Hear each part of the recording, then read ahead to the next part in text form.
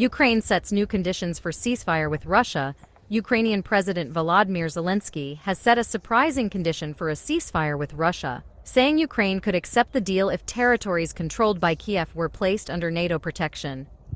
In an interview with Sky News, Zelensky was asked to comment on the peace plan proposed by U.S. President-elect Donald Trump.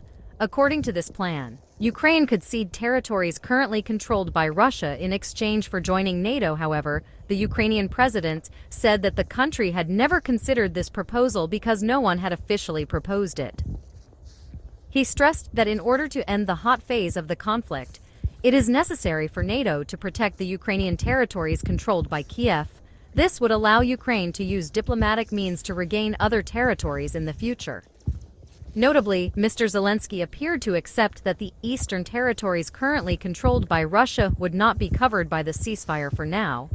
However, he insisted that a ceasefire was needed to prevent the risk of Russian troops returning to seize more Ukrainian territory.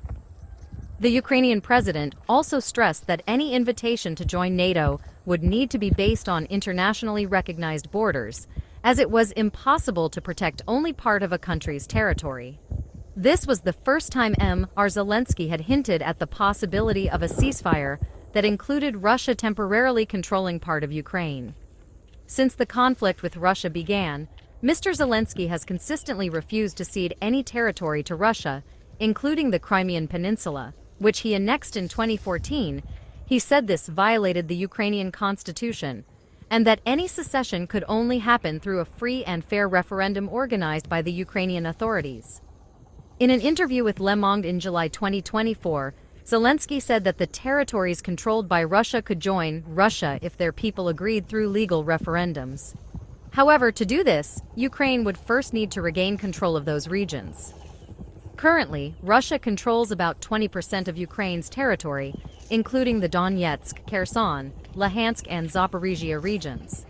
In September 2022, Russia announced its annexation of these regions after referendums organized by Moscow, although the international community did not recognize the results.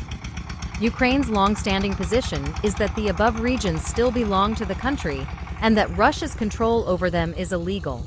The Kiev government is adamant that no Ukrainian territory will be ceded in exchange for peace. President Zelensky's new statements indicate a tactical shift in his approach to the territorial issue, as he temporarily accepts a ceasefire if NATO can protect the rest of Ukraine. This is seen as a pragmatic move in the context of Ukraine being under pressure from both the battlefield and international public opinion.